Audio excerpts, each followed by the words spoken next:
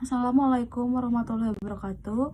Saya dari kelas E2 dari kelompok 9 dan dengan teman-teman saya akan mempresentasikan dengan judul Tahapan Perubahan Penerapan Sistem Biaya Taksiran Menjadi Biaya Standar pada Perusahaan Manufaktur, yang beranggotakan yang pertama ada Helpi Cahyanuri, yang kedua ada Raihan Ihza Ramadan, yang ketiga ada Syifa Ilahi Hanifa, dan yang keempat ada Tania Febrianti, dan yang kelima ada Tri Rahya Oktaviani.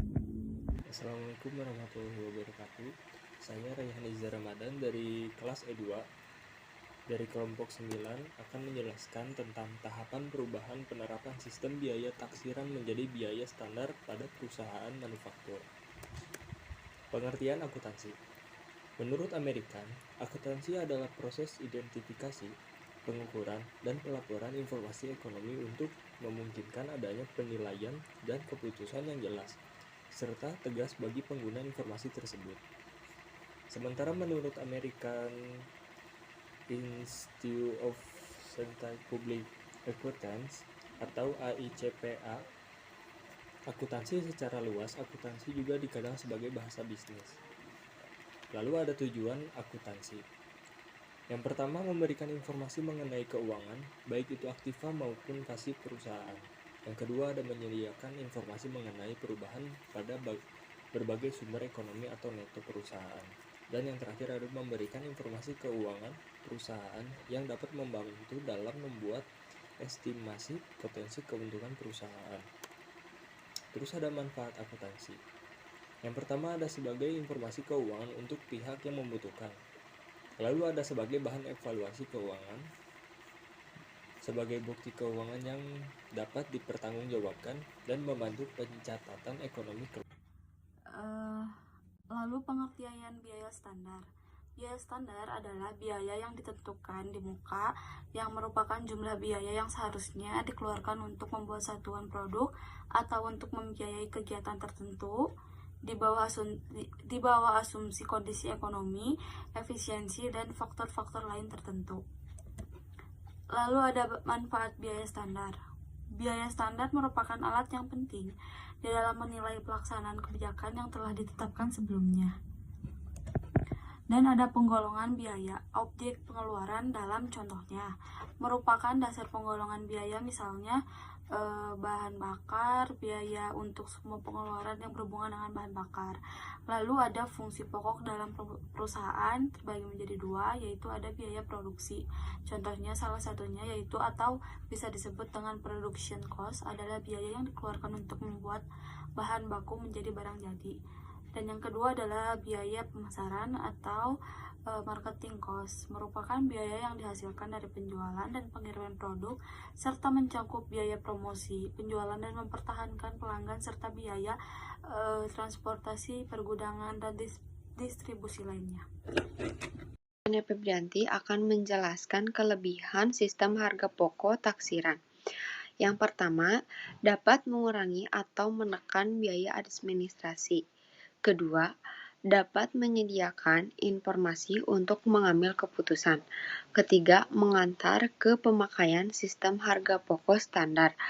Selanjutnya adalah kelemahan sistem harga pokok taksiran. Pertama, harga pokok taksiran yang ditentukan kurang teliti baru dapat dikoreksi pada akhir periode setelah selisih biaya dihitung dan dialokasikan. Kedua, timbulnya selisih biaya yang besar dapat mengakibatkan pengambilan keputusan yang keliru, karena pengambilan keputusan dilakukan sebelum produk atau jasa tersebut diolah.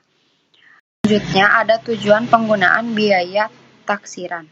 Yang pertama, untuk jembatan menuju sistem biaya standar akuntansi, biaya menitik beratkan pada penentuan harga pokok produksi yang hanya masanya lalu. Kedua, untuk menghindari biaya yang relatif besar dalam pemakaian sistem biaya standar. Dalam perusahaan tertentu, pemakaian sistem biaya taksiran lebih ekonomis dibanding dengan sistem biaya standar. Ketiga, untuk mengendalikan biaya dan analisis kegiatan. Keempat, banyak perusahaan yang menggunakan sistem biaya taksiran ini sebagai alat pengendalian biaya dan sebagai dasar untuk menganalisis. Saya si Fadilaya Hanifa akan menjelaskan tentang materi yang tadi. Penentuan sistem biaya taksiran. Cara menentukan biaya taksiran adalah dengan memecahnya menjadi beberapa unsur biaya. Yang ke-1 biaya bahan baku, yang kedua biaya tenaga kerja langsung, yang ketiga biaya overhead pabrik. Biaya taksiran bisa ditentukan atas dasar data masa lalu, dari perhitungan, dari rumus kimia atau matematis atau secara sederhana dengan taksiran. Biaya taksiran ditentukan untuk setiap jenis produk yang diproduksi pada awal masa produksi atau pada awal tahun anggaran. Selanjutnya, pemakaian sistem harga pokok taksiran. Yang ke-1, metode harga pokok proses atau proses cost method. Karakteristiknya adalah bentuk produk yang sifatnya homogen tanpa dipengaruhi oleh spesifikasi yang diminta oleh pembeli. Pada metode ini, besarnya harga pokok taksiran ditentukan pada awal periode untuk setiap produk yang dihasilkan. Sedangkan apabila produk diproses melalui beberapa departemen, maka besarnya harga pokok taksiran ditentukan untuk setiap departemen di mana produk tersebut diproduksi. Yang kedua adalah metode harga pokok pesanan atau job cost method. Produk yang dihasilkan tergantung dari spesifikasi dari pemesanan. Besarnya harga pokok taksiran untuk setiap pemesan belum dapat ditentukan pada awal periode, akan tetapi harus dihitung pada saat akan menerima pesanan. Yang sekaligus harga pokok taksiran tersebut dapat dipakai manajemen untuk memutuskan ditolak atau diterimanya pesanan tersebut.